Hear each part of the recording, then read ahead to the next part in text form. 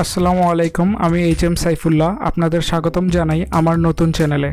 আজকের ভিডিওতে আমরা আলোচনা করতে যাচ্ছি এক অত্যন্ত আকর্ষণীয় ও রহস্যময় বিষয় নিয়ে, যেটি হচ্ছে 7 বোন বা 7 সিস্টার্স। এই 7টি রাজ্য যা ভারতের উত্তর পূর্বাঞ্চলে অবস্থিত, তাদের বৈচিত্র্যময় সংস্কৃতি, সমৃদ্ধ ইতিহাস এবং অনন্য প্রাকৃতিক সৌন্দর্যের জন্য পরিচিত। আপনি কি জানেন এই 7টি রাজ্য একে অপরের সাথে কেমন সংযুক্ত এবং তাদের মধ্যে প্রতিটি রাজ্যের রয়েছে একটি বিশেষ বৈশিষ্ট্য? আজ আমরা সেই সব প্রশ্নের উত্তর জানব, পাশাপাশি দেখব এই অঞ্চলের কিছু মজাদার তথ্য ও গল্প। তাই ভিডিওটি সম্পূর্ণ দেখুন না টেনে, এবং আমাদের চ্যানেলটি সাবস্ক্রাইব করতে ভুলবেন না। আসুন শুরু করি আমাদের আজকের যাত্রা। 7 সিস্টার্স বা 7 বোন বলতে উত্তর পূর্ব ভারতের 7টি রাজ্যকে বোঝানো হয়, যা তাদের ভৌগোলিক, ঐতিহাসিক এবং সাংস্কৃতিক সাদৃশ্যের কারণে এই নামে পরিচিত হয়েছে।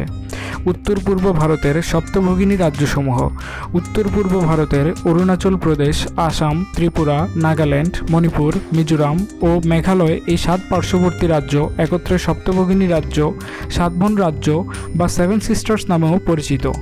এই 7 রাজ্যের মধ্যে জাতিগত ও ধর্মীয় বৈচিত্র্য থাকা সত্ত্বেও অনেক আগে থেকেই এরা রাজনৈতিক, সামাজিক ও অর্থনৈতিক দিক থেকে সদৃশ।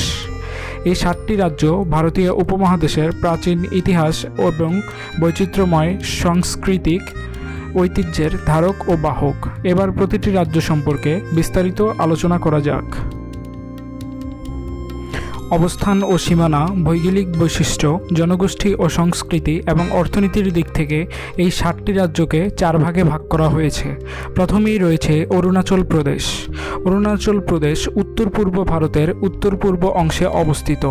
এটির উত্তরে চীনের তিব্বত, পূর্বে মিয়ানমার এবং দক্ষিণে আসাম ও পশ্চিমে ভুটানের সাথে সীমান্ত ভাগ করে নিয়েছে। এই রাজ্যটি প্রধানত পাহাড়ি এলাকা নিয়ে গঠিত, যার রয়েছে হিমালয়ের অংশ। এটি সূর্যোদয়ের ভূমি নামেও পরিচিত। এখানে 20টিরও বেশি প্রধান নৃগোষ্ঠী এবং আরও অনেক ছোট নৃগোষ্ঠী বাস করে। অরুণাচল প্রদেশে বিভিন্ন আদিবাসী সংস্কৃতি এবং জীবনধারা লক্ষ্য করা যায়। এখানকার বাসিন্দারা সাধারণত বিভিন্ন নৃত্য, সংস্কৃতি, সঙ্গীত এবং হস্তশিল্পের জন্য বিখ্যাত। রাজ্যটির অর্থনীতি মূলত কৃষিজ, বনজ পণ্য এবং হস্তশিল্পের উপর নির্ভরশীল। এছাড়া হাইড্রো পাওয়ার প্রজেক্টগুলির মধ্যেও রাজ্যের অর্থনীতিতে ভূমিকা রাখে। আসামের দিক থেকে আসাম রাজ্যটি ভারতের উত্তর পূর্বের কেন্দ্রে অবস্থিত। এর সীমানা পশ্চিমে পশ্চিমবঙ্গ, উত্তরে ভুটান এবং অরুণাচল প্রদেশ, পূর্বে নাগাল্যান্ড এবং মণিপুর, দক্ষিণে মেঘালয়, ত্রিপুরা এবং মিজোরাম রাজ্যের সাথে যুক্ত।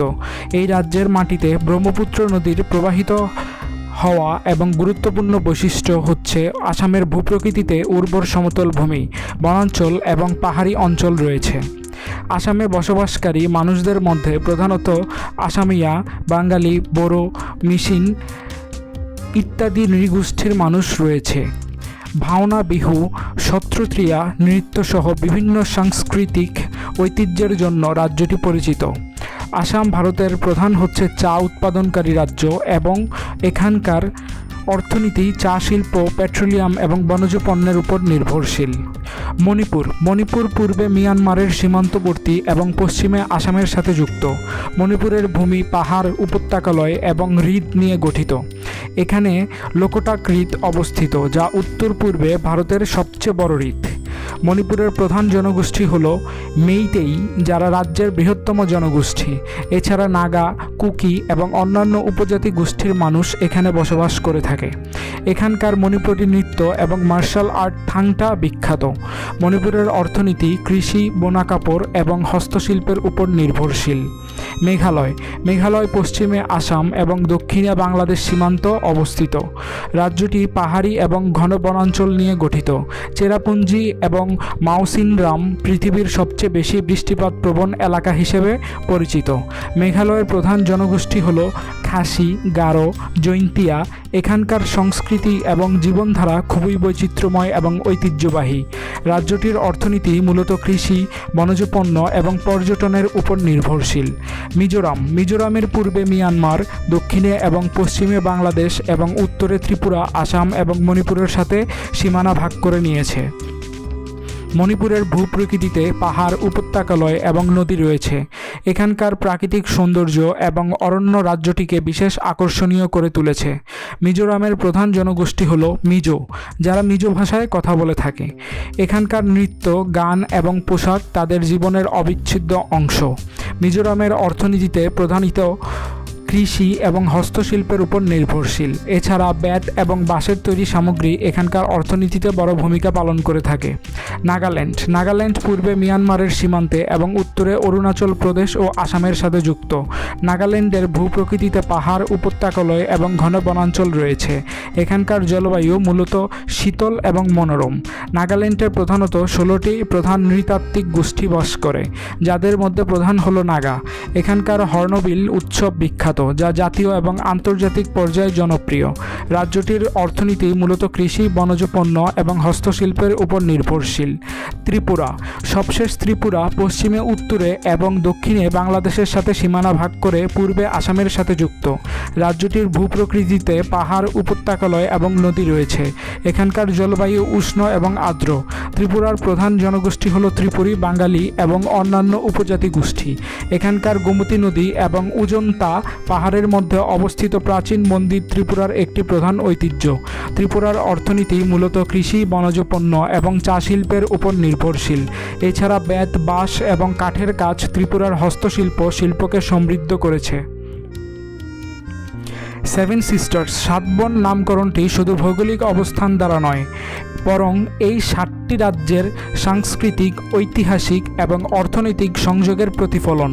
তারা ভারতের উত্তর পূর্বাঞ্চলের একটি অপরিহার্য অংশ এবং তাদের বৈচিত্র্যময়তা ভারতের ঐক্যের প্রতীক। এই অঞ্চলের সুন্দর প্রাকৃতিক দৃশ্য, সমৃদ্ধ সাংস্কৃতিক ঐতিহ্য এবং ইতিহাস এটি দেশের অন্যতম আকর্ষণীয় অঞ্চল করে তুলেছে। বাংলাদেশ 7 সিস্টার্স বা ভারতের উত্তর পূর্বাঞ্চলীয় 7টি রাজ্য নিয়ে আলোচনার কয়েকটি প্রধান কারণ রয়েছে।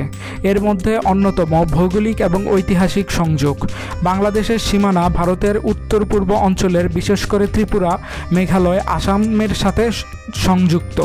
বাংলাদেশের চট্টগ্রাম বিভাগের সীমানা ত্রিপুরা এবং মিজোরামের সঙ্গে এবং সিলেট বিভাগের সীমানা মেঘালয় এবং আসামের সঙ্গে মিলে যায়। ঐতিহাসিকভাবে বাংলাদেশ এই রাজ্যগুলোর জনগণের মধ্যে সংস্কৃতি, ভাষা এবং আদিবাসী জীবনের মিল রয়েছে। যেমন সিলেটের সঙ্গে আসাম এবং মেঘালয়ের সাংস্কৃতিক এবং ভাষাগত মিল বিদ্যমান। আন্তর্জাতিক সম্পর্ক ও যোগাযোগের দিক থেকে ভারতের উত্তর পূর্ব অঞ্চলের সাথে বাংলাদেশের সরাসরি যোগাযোগ স্থাপনের গুরুত্ব রয়েছে। এই রাজ্যগুলির জন্য বাংলাদেশ একটি ভূকৌশলগত প্রবেশদ্বার হিসেবে বিবেচিত হয়, কারণ তারা এই অঞ্চলের বাণিজ্য এবং যোগাযোগের জন্য বাংলাদেশের উপর নির্ভরশীল। উদাহরণস্বরূপ, ভারত বাংলাদেশের ট্রানজিট চুক্তির মাধ্যমে উত্তর পূর্ব ভারতের রাজ্যগুলিও বাংলাদেশের পণ্য পরিবহন করতে পারে, যা বাণিজ্য ও অর্থনৈতিক উন্নয়নের জন্য গুরুত্বপূর্ণ।